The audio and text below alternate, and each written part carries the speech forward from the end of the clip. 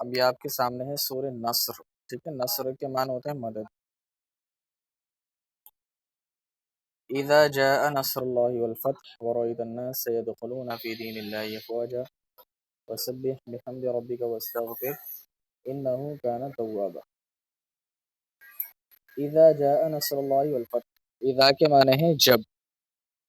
جاء معنی آ جائے، جاء یہ فعل ماضی، آپ نے اس کی گردان یاد کی ہے۔ جاء معنی آیا، وہ ایک مرد، لیکن جب آپ کو بتایا گیا تھا جب اذا فعل ماضی کے ساتھ میں آ جاتا ہے تو وہ اس کو مستقبل یعنی فیوچر کے معنی میں کر دیتا ہے، تو اس کا ترجمہ ہوگا جب آ جائے نصر اللہ، اللہ تعالیٰ کی مدد۔ نصر کے معنی ہوتا ہے مدد، اللہ اس کا مضاف الیہ ہوگا، تو اس کا ترجمہ ہوگا اللہ کی مدد۔ والفتح واو کے معنی اور الفتح اس کے معنی ہے کامیابی،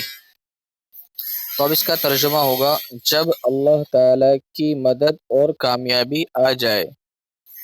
وَرَأَيْتَ النَّاسَ يَدْخُلُونَ فِي دِينِ اللَّهِ أَفْوَاجًا، واو معنی اور، رأیتا یہ فعل ماضی جو آپ نے یاد کیا ہے واحد مذکر حاضر کہ آپ نے دیکھا، رأیتا آپ نے دیکھا، الناس لوگوں کو، یدخلون وہ داخل ہو رہے ہیں، داخل ہو رہے ہیں،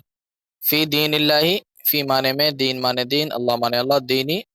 دین اللہ اللہ کا دین، تو یہ مضاف اور مضاف الیہ ہے، اللہ کے دین میں، افواجن فوجن کی جمع افواج، جس کے معنی ہوتے ہیں فوج، فوج در فوج یعنی بہت زیادہ تعداد میں۔ اب اس کا ترجمہ ہوا اور آپ دیکھیں، کیونکہ اذا جس طریقے سے اذا کا تعلق جاء سے ہے، اسی طریقے سے اذا کا تعلق رأیتا سے بھی ہے، تو رأیتا فعل ماضی اگرچہ، لیکن یہاں پر اس کو اذا کی وجہ سے مستقبل یعنی فیوچر کے معنی میں کر دے گا، تو اب ترجمہ ہوگا اور جب آپ دیکھیں لوگوں کو وہ داخل ہو رہے ہیں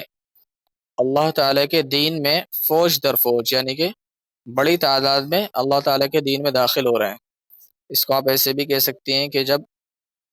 جب آپ لوگوں کو اللہ تعالیٰ کے دین میں فوج در فوج داخل ہوتا ہوا دیکھیں۔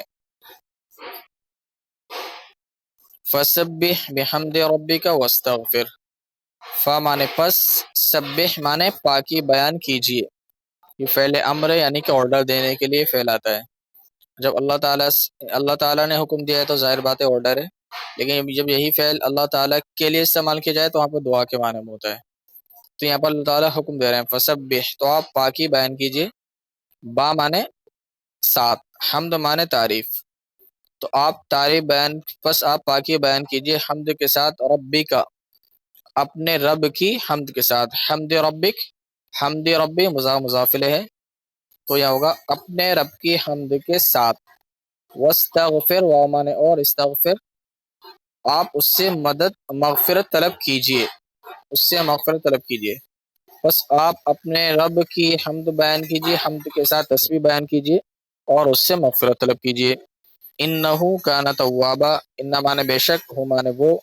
کان معنی ہے، توابن بہت توبہ کو قبول کرنے والا، تو انہو کان توابا بے شک وہ بہت توبہ کو قبول کرنے والا ہے۔ اب پورے کا ایک ساتھ دیکھیے، جب اللہ تعالیٰ کی مدد اور کامیابی آ جائے، فتح آ جائے، اور آپ لوگوں کو اللہ تعالیٰ کے دین میں فوج در فوج یا بڑی تعداد میں داخل ہوتا ہوا دیکھیں، تو آپ اپنے رب کی حمد کے ساتھ تسبیح بیان کیجیے اور اس سے مغفرت طلب کیجیے، بے شک وہ بہت زیادہ توبہ کو قبول کرنے والا ہے۔ تو اب آپ اس صورت کے بارے میں دیکھیے، یہ صورت نازل ہوئی ہے فتح مکہ کے موقع پر، جب فتح مکہ ہو گیا تھا سن 8 ہجری میں۔ اس سے پہلے صحابہ کرام نے جب مکہ میں اسلام لے کر آئے تو ان کے اوپر طرح طرح کی ظلم و زیادتیاں کی گئی، پھر جب مکہ سے وہ ہجرت کر کے مدینے آئے تو وہاں آنے کے بعد میں ان کو جہاد کی اجازت دی گئی، جو اللہ تعالیٰ کے دشمن تھے ان سے مقابلہ کرنے کی اجازت دی گئی۔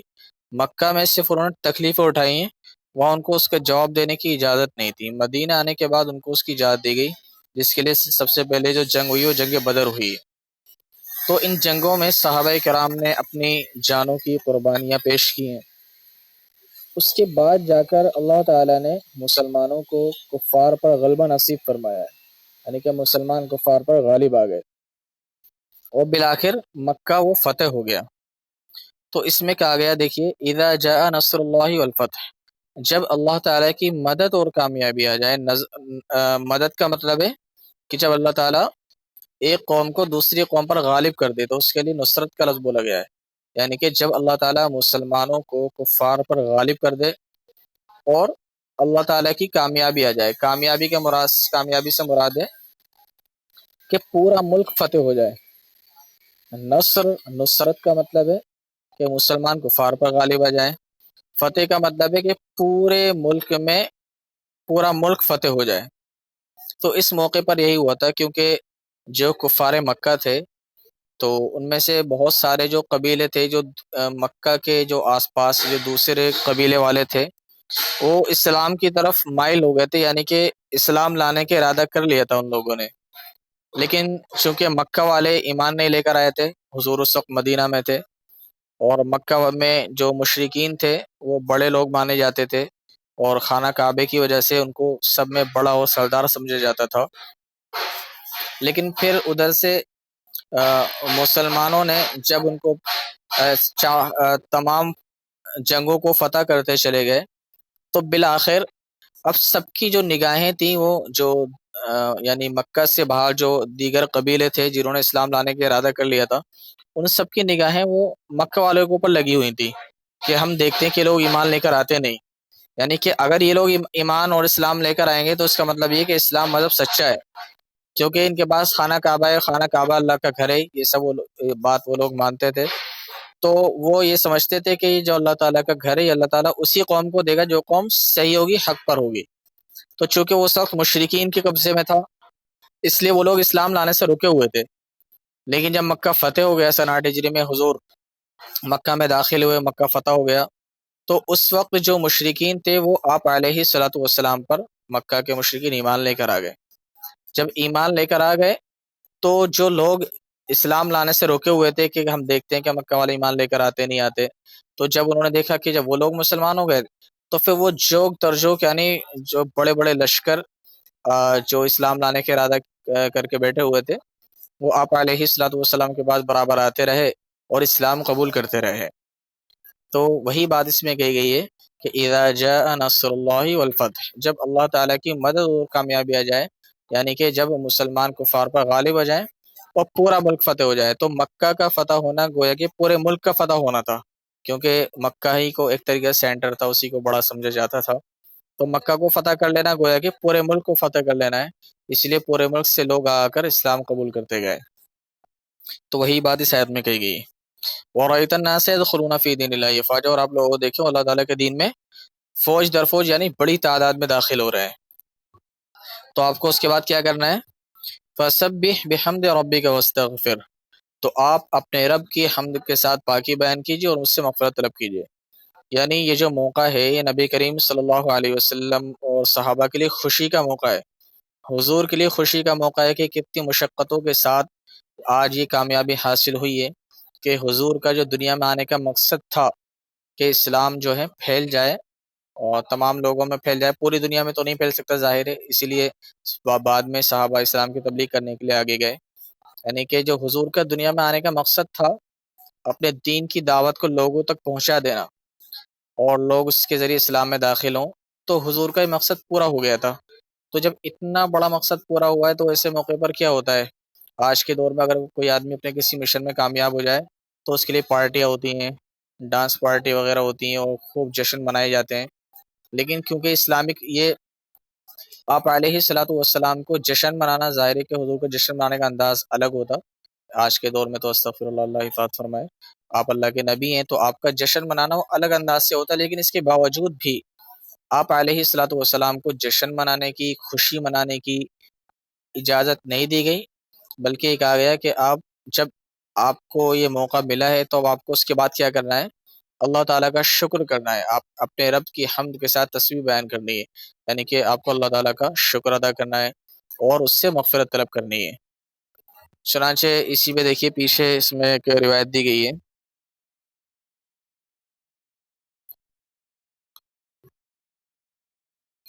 ام سلمہ رضی اللہ تعالیٰ عنہ فرماتی ہیں، یعنی جب یہ صورت نازل ہوئی تھی اس کے بعد میں آپ علیہ الصلوۃ والسلام ہر وقت چلتے پھرتے اٹھتے بیٹھتے یہ پڑھا کرتے تھے، سبحان اللہ و بحمدہ استغفر اللہ و اتوب الیہ، یعنی میں اللہ کی حمد کے ساتھ اللہ تعالیٰ کی پاکی بیان کرتا ہوں اور اللہ تعالیٰ سے مغفرت طلب کرتا ہوں اور اس سے توبہ کرتا ہوں میں۔ تو حضور ہر وقت یہ پڑھتے رہتے تھے کیونکہ حضور یہ فرماتے تھے کہ اللہ تعالیٰ نے مجھے مغفرت طلب کرنے کا، گناہوں سے مغفرت طلب کرنے کا حکم دیا ہے۔ تو حضور اس صورت کے نازل ہونے کے بعد یہ پڑھا کرتے تھے۔ تو یہ اسلامک طریقہ ہے، اسلامک طریقہ یہی ہے کہ انسان کو اگر کوئی خوشی کا موقع ملے، اپنے کسی مشن میں و مقصد میں کامیاب ہو جائے، تو اس کو فوراً اس کو اپنا کارنامہ نہیں سمجھنا چاہیے کہ میں نے بہت بڑا میں نے کارنامہ انجام دے دیا، میں نے اپنے دماغ کا استعمال کیا اس لیے مجھے کامیابی ملی ہے، بلکہ فوراً اس کو اللہ تعالیٰ کی طرف منسوب کرنا چاہیے کہ اللہ تعالیٰ نے مجھے کامیابی دی ہے، اس پر اللہ تعالیٰ کا شکر ادا کرنا چاہیے اور اپنے گناہوں سے ڈرتے رہنا چاہیے، مغفرت طلب کرتے رہنا چاہیے کہ انسان اللہ تعالیٰ کی ناشکری اور تکبر میں مبتلا نہ ہو جائے۔ تو اسلامک طریقہ بتایا گیا ہے، بے شک وہ بہت زیادہ توبہ کو قبول کرنے والا ہے۔ اس میں ایک اس بات کی طرف بھی اشارہ ہے کہ جب اس سے معلوم ہوتا ہے کہ آپ علیہ الصلوۃ والسلام کی دنیا میں آنے کا مقصد پورا ہو گیا، تو ظاہر ہے جب نبی کا دنیا میں آنے کا مقصد پورا ہو جاتا ہے اس کے بعد ان کا دنیا سے جانے کا وقت آ جاتا ہے۔ تو اس صورت میں اس بات کی طرف بھی اشارہ ہے کہ اب آپ علیہ الصلوۃ والسلام کا دنیا سے پردہ فرما جانے کا جو وقت ہے وہ قریب آ چکا ہے۔ تو اس آیت میں اس لیے کہا گیا اذا جاء نصر اللہ والفتح، یعنی جب آپ کو یہ کامیابی مل جائے اس کے بعد آپ کو کیا کرنا ہے، فسبح بحمد ربک واستغفر، یعنی اب آپ کو آخرت کی طرف حضور پہلے سے ہی متوجہ تھے، اب آپ کو اور زیادہ متوجہ ہو جانا ہے۔ اب آپ کو جو یکسوئی کے ساتھ میں اللہ تعالیٰ کی عبادت کرنی ہے، اس سے مغفرت طلب کرنی ہے، اور جس طریقے سے آپ اپنے لیے آپ کو مغفرت طلب کرنی ہے، اسی طریقے سے اپنی امت کے لیے بھی مغفرت طلب کرنی ہے۔